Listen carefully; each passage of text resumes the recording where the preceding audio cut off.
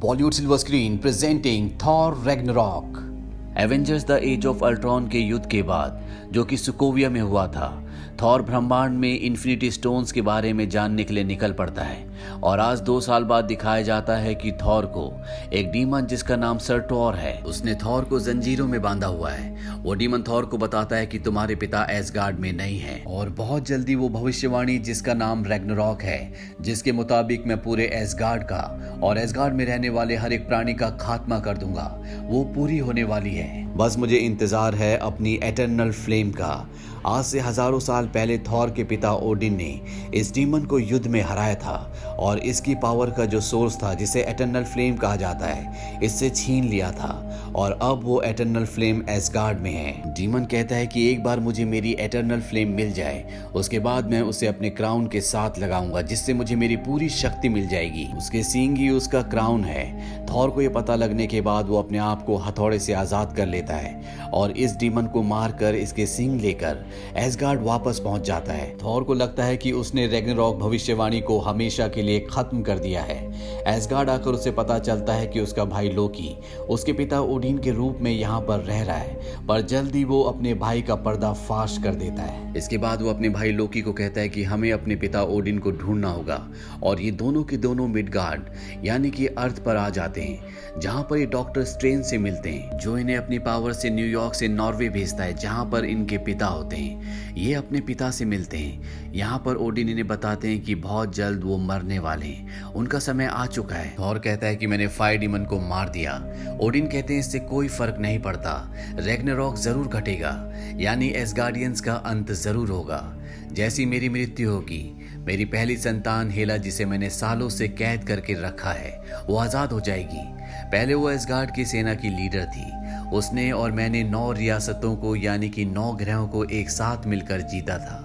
वो बहुत ज्यादा ताकतवर और बहुत महत्वाकांक्षी बन चुकी थी, जो कि दूसरी दुनियाओं के लिए खतरनाक था। इसीलिए मुझे उसे कैद करना पड़ा। मैंने उसका नाम इतिहास से मिटा दिया था। इसके बाद ओडिन की मृत्यु हो जाती है। जैसी ओडिन की मृत्यु होती है, हेला जिसे ओडिन ने कैद कर रखा था, वो अपनी कैद से आजाद हो जाती है।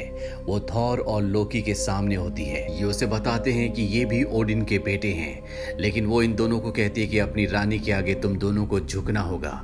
इस बात से थॉर को गुस्सा आता है और उसके पास जो उसका म्योनीर यानी कि हथौड़ा होता है, वो हेला की तरफ फेंकता है, पर हेला उसके म्योनीर को पकड़ लेती है और चंद ही पलों में चकनाचूर कर देती है। ये देखकर थॉर और लोकी दोनों हैरान होते हैं। हालांकि थॉर उससे लड़ना चाहता है, लेकिन लोकी बायफ्रॉस्ट का दरवाजा खुलवा देता है, जिससे दोनों के दोनों एसगार्ड की तरफ जाने लगते हैं। लेकिन इनके पीछे हेला भी आ जाती है। वो इन दोनों को बायफ्रॉस्ट के रास्ते से बाहर फेंक देती है और खुद एसगार्ड पहुंच जाती है, जहां पर कुछ लोग उसका मुकाबला करने की कोशिश करते हैं, लेकिन वो उन्हें मार देती है। एसगार्ड के द्वार का रक्षक वैसे तो हाइमडाल था, लेकिन लोकी ने उसके बदले अपने ही एक आदमी को, जिसका नाम स्क्रज है, उसे एसगार्ड के द्वार का रक्षक बना दिया था। वही तलवार से बायफ्रॉस्ट के दरवाजे को खोलता और बंद करता था। स्क्रज हेला के साथ मिल जाता है। इसके बाद हेला एसगार्डियंस के सामने ये ऐलान करती है कि वही एसगार्ड की रानी है। जो लोग उसका विरोध करते हैं, हेला पल झपकते ही सबको मार देती है। इसके बाद वो उस कक्ष में जाती है जहां पर खतरनाक हथियार हैं। यहाँ पर टेसरेक्ट भी होता है, लेकिन हेला को टेसरेक्ट में कोई इंटरेस्ट नहीं है। वो एटर्नल फायर के पास जाती है और उस फायर को अपने हाथ में लेती है। इसके बाद वो जमीन तोड़कर नीचे तहखाने में जाती है। यहाँ पर उसकी वो आर्मी है जो उसके साथ उसके लिए लड़ा करती थी, जिन्हें ओडिन ने हेला को कैद करने से पहले यहाँ पर दफना दिया था। हेला के पास जो एटर्नल फायर होती है, वो उससे अपनी पूरी आर्मी को दोबारा से जिंदा कर देती है। साथ ही एक जाइंट वुल्फ को भी, जिसका नाम फेनरिस है, जो हेला का वफादार है। हेला अब अपना वो मकसद पूरा करना चाहती है जो हजारों साल पहले करना चाहती थी, जब उसने ओडिन के साथ मिलकर 9 रियासतों को जीता था। वो अपने साम्राज्य को फैलाना चाहती है, लेकिन जब वो बायफ्रॉस्ट के रक्षक स्क्रच के साथ बायफ्रॉस्ट के पास जाती है, तो वहां पर वो तलवार नहीं होती जिससे बायफ्रॉस्ट का दरवाजा खुलता है, जिससे किसी भी दुनिया में जा सकते हैं। दरअसल हाइमडाल उस तलवार को अपने साथ लेकर यहाँ से निकल चुका होता है। वहीं थॉर को दिखाया जाता है, जो हेला के बायफ्रॉस्ट से बाहर फेंके जाने के बाद एक प्लेनेट पर गिरता है, जिसका नाम सकार है। यहाँ आसपास चारों तरफ तरफ कूड़ा होता है। इस प्लेनेट के चारों तरफ बहुत सारे वार्म होल्स भी हैं और अब यहाँ पर एक शिप आता है जिसमें से इसी दुनिया के कुछ लोग निकलते हैं। वो थॉर के ऊपर हमला कर देते हैं। थॉर जब उनसे लड़ रहा होता है तभी यहाँ पर एक और शिप आता है जिसमें से एक लड़की निकलती है जिसका नाम होता है स्क्रैपर 142, यानी कि उसे इसी नंबर से इस प्लेनेट पर जाना जाता है। वो थॉर को अपने साथ ले जाती है और यहाँ इस प्लेनेट का जो राजा होता है जिसका नाम द ग्रैंड मास्टर है, वो थॉर को ग्रैंड मास्टर को एक ग्लैडिएटर यानी कि योद्धा के रूप में बेच देती है। थॉर को यहाँ पर लोकी भी दिखता है जो पहले से यहाँ पर होता है, जिसे देखकर थॉर खुश हो जाता है, लेकिन लोकी उसे पहचानने से साफ साफ इनकार कर देता है। अब ग्रैंड मास्टर थॉर को बताते हैं कि मैं यहाँ पर कॉन्टेस्ट ऑफ चैंपियनशिप करता हूँ, मैं चाहता हूँ कि तुम मेरी तरफ से लड़ो। ये एक तरह का टूर्नामेंट है जहाँ पर बड़े बड़े योद्धा आते हैं। अगर तुमने मेरे योद्धा को हरा दिया तो मैं तुम्हें आजाद कर दूंगा। इसके बाद थॉर को एक जगह बंद कर दिया जाता है और अगले दिन उसे उस जगह ले जाया जाता है जहां पर उसे एक योद्धा से लड़ाई करनी है और वो दूसरा योद्धा होता है हल्क। हल्क को देखकर थॉर खुश हो जाता है, लेकिन हल्क थॉर को नहीं पहचानता और इन दोनों के बीच में एक घमासान लड़ाई होती है जिसमें हल्क थॉर को बहुत बुरी तरह से मारता है। लेकिन तभी थॉर की आंखें बंद होती है और उसे अपने पिता ओडिन का विजन आता है, जिसके बाद उसे उसकी ठंडर की शक्तियां वापस मिल जाती है जो म्योनीर के नष्ट होने के बाद खत्म हो गई थी। इन शक्तियों से वो हल्क पर प्रहार करता है और जब वो जीतने वाला होता है तो ग्रैंड मास्टर एक बटन दबाता है जिससे थॉर की गर्दन पर लगे हुए गैजेट से उसे करंट लगता है और वो बेहोश हो जाता है। इसी गैजेट की वजह से थॉर को ग्रैंड मास्टर की बात माननी पड़ती है। अब थॉर की जब आंखें खुलती है तो वो देखता है कि उसके सामने हल्क है। ये दोनों एक ही रूम में होते हैं, लेकिन हल्क अभी भी इसे नहीं पहचानता। थॉर हल्क से पूछता है कि तुम यहाँ इस प्लेनेट तक कैसे पहुंचे। हल्क थॉर को क्विंजेट प्लेन दिखाता है। Avengers the Age of Ultron में जब हल्क अल्ट्रॉन को क्विंजेट प्लेन से नीचे फेंकता है तो वो खुद उसी प्लेन में रह जाता है। हालांकि नताशा उसे वापस बुलाने की कोशिश भी करती है, लेकिन हल्क ना तो ब्रूस बैनर में बदलता है और ना ही क्विंजेट प्लेन को ऑपरेट करता है और वो पहुंच गया था साकार ग्रह पर। पिछले 2 सालों से वो यहीं पर है। थॉर के पास इस ग्रह से निकलने का अब एक रास्ता है और वो है क्विंजेट प्लेन। पर जब वो इस कमरे से बाहर निकलने की कोशिश करता है तो अदृश्य दीवारें उसे बाहर नहीं निकलने देती। पर थॉर अपनी शक्तियों से हाइमडाल से संपर्क करता है। हाइमडाल उसे बताता है कि हेला ने एसगार्ड पर अपना कब्जा कर लिया है और मैं एसगार्ड वासियों को एक सुरक्षित जगह पर ले आया हूँ। मेरे पास बाइफ्रॉस्ट की तलवार भी है, लेकिन मैं बहुत ज्यादा वक्त तक हेला से बच नहीं सकता। तुम्हें जल्द से जल्द एसगार्ड आना होगा और कुछ ना कुछ करना होगा, नहीं तो सब कुछ खत्म हो जाएगा। अब यहाँ पर स्क्रैपर 142 आती है, वही लड़की जिसने थॉर को ग्रैंड मास्टर को बेचा था। थॉर ने इसे पहचान लिया होता है कि ये एक वेलकरी है। वेलकरी योद्धा एसगार्ड की वो फीमेल योद्धाएं थी जिन्होंने आज से हजारों साल पहले हेला के खिलाफ युद्ध लड़ा था, लेकिन इस युद्ध में सब के सब मारे गए थे। सिर्फ एक ही वेलकरी अब बची हुई है। थॉर उसे कहता है कि तुम्हें मेरा साथ देना होगा। मेरे पिता ओडिन अब इस दुनिया में नहीं रहे। मौत की देवी हेला ने एसगार्ड पर कब्जा कर लिया है। वेलकरी थॉर को कहती है कि अगर मौत की देवी हेला ने एसगार्ड पर कब्जा कर लिया है तो तुम एसगार्ड को भूल जाओ। दरअसल वो उसका साथ नहीं देना चाहती, क्योंकि आज से हजारों साल पहले उसने ओडिन की वजह से जब हेला से युद्ध किया था तो अपने सभी साथी योद्धाओं को खो दिया था और अब वो आखिरी वेलकरी बची हुई है। थॉर वेलकरी से उस इलेक्ट्रिक डिवाइस का रिमोट ले लेता है जो उसकी गर्दन पर लगा है, जिससे वो उस डिवाइस को निकाल देता है और यहाँ से निकलकर सीधा वो क्वीनजेट प्लेन पर जाता है। उसके पीछे पीछे हल्क भी आ जाता है, जहां पर हल्क नताशा रमनॉफ यानी कि ब्लैक विडो, जिसे हल्क पसंद करता है, उसका 2 साल पुराना उस वक्त का वीडियो देखता है जब वो क्वीनजेट प्लेन से ऊपर की तरफ जा रहा था। इस वीडियो में ब्लैक विडो से बोल रही होती है कि तुम्हारा प्लेन बहुत तेजी के साथ ऊपर जा रहा है, तुम्हें इसे घुमाना होगा। वो अदृश्य मोड पर है, इसीलिए हम उसे देख नहीं सकते। हल्क जब ये वीडियो देखता है तो उसे अपनी पुरानी बातें याद आ जाती हैं। दरअसल पिछले 2 सालों से वो हल्क के रूप में ही इस प्लेनेट पर है। वो एक बार भी ब्रूस बैनर नहीं बना। पर ब्लैक विडो के इस वीडियो को देखने के बाद उसके अंदर बहुत सारे बदलाव आना शुरू हो जाते हैं और 2 साल में पहली बार वो ब्रूस बैनर के रूप में आता है। वहीं दूसरी तरफ ग्रैंड मास्टर को दिखाया जाता है जो लोकी और वेलकरी को थॉर को ढूंढने के लिए भेजता है, क्योंकि उसे ऐसा लगता है कि थॉर ने उसके सबसे बड़े योद्धा हल्क को चुराया है। ये दोनों के दोनों थॉर को ढूंढने के लिए निकल पड़ते हैं, पर लोकी यहाँ पर वेलकरी को बताता है कि वो थॉर का भाई है, उसका नाम लोकी है। और जब वो वेलकरी के हाथ में वेलकेरियंस का टैटू देखता है तो समझ जाता है कि ये एसगार्ड की एक पुरानी योद्धा वेलकरी है। वो वेलकरी के दिमाग पर अपना हाथ लगाता है जिससे वो उन यादों में चली जाती है जब मौत की देवी भी हेला ने उसके सभी वेल्केरियन साथियों को बहुत बेरहमी से मार दिया था और इन यादों के दोबारा जिंदा होने के बाद वो थॉर का साथ देने के लिए तैयार हो जाती है ताकि वो हेला से बदला ले सके। वो थॉर के पास जाती है और कहती है कि हमें इस प्लेनेट से निकलना होगा।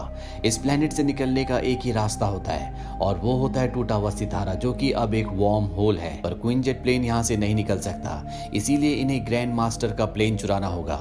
हालांकि इन तीनों में से कोई भी लोकी पर विश्वास नहीं करता, लेकिन फिर भी थॉर लोकी को अपने साथ ले जाता है और जब एक ग्रैंड मास्टर के प्लेन तक पहुंच जाते हैं तो लोकी एक बार फिर से थॉर को धोखा देता है। पर इससे पहले कि वो सिक्योरिटी को यहाँ पर बुलाता, थॉर रिमोट का एक बटन दबाता है जिससे लोकी तड़पना शुरू हो जाता है। दरअसल वो इलेक्ट्रिक डिवाइस जो थॉर की बॉडी में लगा था अब उसने लोकी की बॉडी में लगा दिया होता है और रिमोट को उसी जगह फेंक कर ग्रैंड मास्टर का स्पेसशिप लेकर यहाँ से निकल जाता है। इसके बाद वेल्करी और ब्रूस बैनर भी शिप में आ जाते हैं और ये तीनों के तीनों स्पेसशिप से वार्म होल से होते हुए एसगार्ड पहुंच जाते हैं। एसगार्ड में दिखाया जाता है कि हेला उस जगह तक पहुंच जाती है जहां पर हाइमडाल और एसगार्ड के वासी छुपे हुए हैं, क्योंकि वो बाइफ्रॉस्ट की तलवार को हासिल करना चाहती है। पर हाइमडाल यहां से बाइफ्रॉस्ट पर आ जाता है ताकि वो इस दुनिया से निकल सके। पर इनके सामने हेला की फौज आ जाती है, साथ ही वो दैत्यनुमा भेड़िया जो अकेले ही इन सब को खत्म कर सकता है। पर अब यहाँ पर वल्केरी और ब्रूस बैनर भी पहुंच जाते हैं। ब्रूस बैनर उस दैत्यनुमा भेड़िया को रोकने के लिए शिप से कूद जाता है और जब वो हल्क बन जाता है तो हल्क अकेले ही उस दैत्यनुमा भेड़िए से लड़ना शुरू करता है। ये दोनों के दोनों बाइफ्रॉस्ट ब्रिज से नीचे गिर जाते हैं। वहीं थॉर को दिखाया जाता है जो हेला के पास जाता है। थॉर के पास उसके पिता का त्रिशूल भी है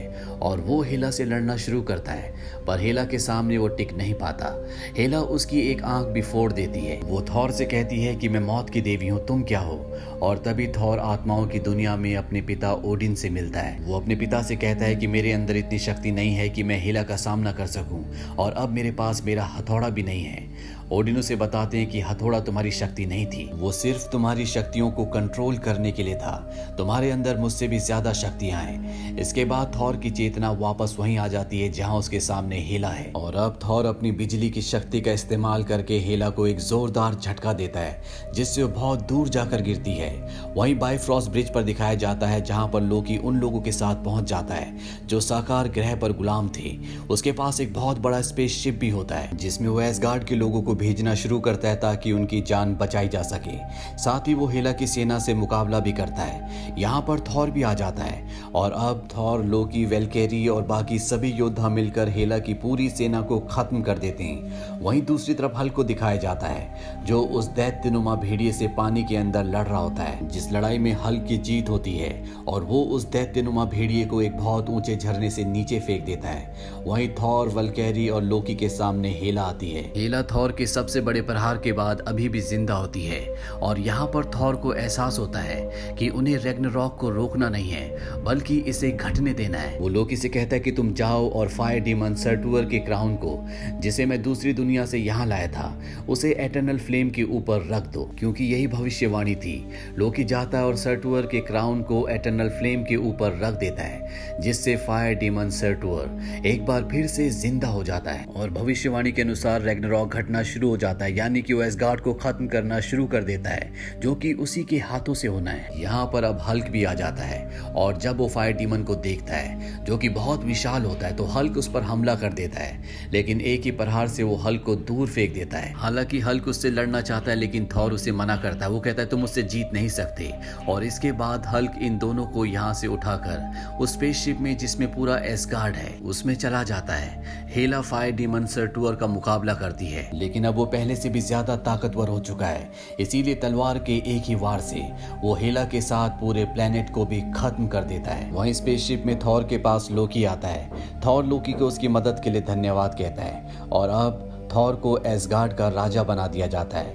थॉर कहता है कि हमारा प्लेनेट खत्म हो चुका है पर अभी भी हमारे पास एक ऐसी जगह है जहां पर हम जा सकते हैं और वो है मिडगार्ड, यानी कि अर्थ। और इसी के साथ ये फिल्म यहीं पर खत्म हो जाती है। मिड क्रेडिट सीन में दिखाया जाता है जहां पर लोकी थॉर से पूछता है क्या मेरा अर्थ पर जाना सही होगा, क्योंकि अर्थ पर मुझे कोई भी पसंद नहीं करता।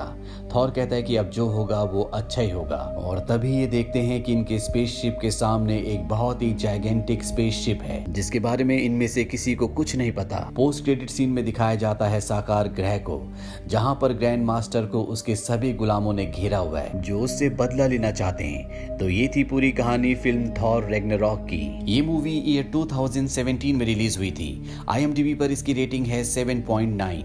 इस मूवी का बजट था $180 मिलियन और बॉक्स ऑफिस पर इसने कमाई की थी $854 मिलियन की। उम्मीद करते हैं कि ये कहानी आपको पसंद आई होगी।